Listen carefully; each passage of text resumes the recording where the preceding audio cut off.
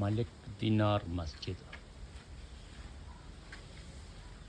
ഇത് ഇത്രയോ കാലപ്പഴക്കമുള്ള ഇസ്ലാം പ്രചരണാർത്ഥം കേരളത്തിൽ വന്ന 10 മലിക് ദിനാർ സംഘത്തിലെ ഒരാൾ ആഷിം മലിക് ദിനാർ ചാലിയത്ത് പണിത പുഴക്കര പള്ളിയാണ്.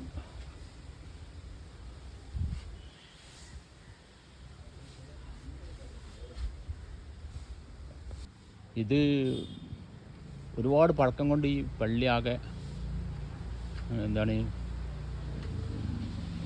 ഒരുപാട് നാശങ്ങൾ സംഭവിച്ചു.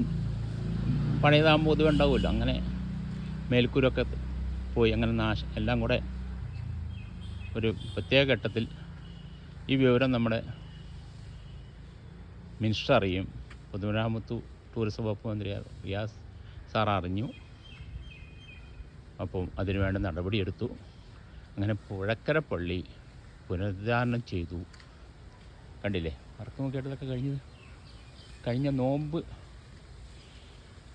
ഒരു ദിവസം മുമ്പാണ് ഇത് തുറന്നു കൊടുത്തത്. ഇത് ഇത്രയോ കാലപ്പഴക്കമുള്ള ശാലിയത്തിൻ്റെ ചരിത്രം പറയുന്നൊരു പള്ളിയാണ്.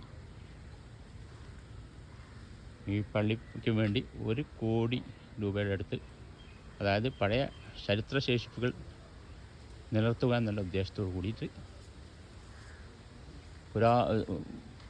ടൂറിസം വകുപ്പിൽ നിന്ന് 1 കോടി രൂപ പാസ്സാക്കി റിനോവേറ്റ് ചെയ്ത പള്ളിയാണിത്. അങ്ങനെ AC ഒക്കെ ഫിറ്റ് ചെയ്തു. പള്ളി നിങ്ങളിവിടെ ഉള്ള തന്നെ ചാരിയത്തുള്ള ഞങ്ങൾ ചോദിച്ചതാണ്. നിങ്ങളിവിടെ ഇരിക്കുന്നത് കണ്ടപ്പോഴേ ഒരുപാട് പഴക്കമുള്ള പറഞ്ഞു. അതെ, മലിക് ദിനാറും സംഘത്തിൻ്റെ ഒരു പള്ളിപ്പെട്ടതാണ്. ഇതിൻ്റെ ഒരു പള്ളിയാണ് നമ്മളെ കൊടുങ്ങല്ലൂരിലെ ചെയർമാൻ മസ്ജിദ്. ഒരു പള്ളിപ്പെട്ടതാണ്. ബാക്കി ഒന്നിവിടെ പല ഭാഗത്തുണ്ട് കേരളത്തിൻ്റെ. ഇത് കംപ്ലീറ്റ് റിനോവേറ്റ് ചെയ്തു, AC ഫിറ്റ് ചെയ്തു.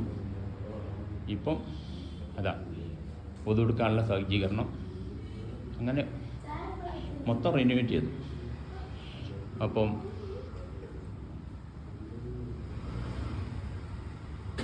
നാട് മാറ്റിയ നാട്ടുകാരൻ എന്നുള്ളതിൻ്റെ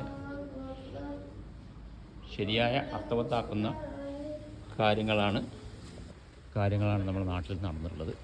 അതിൻ്റെ ഒരു ചരിത്രമാണിത്.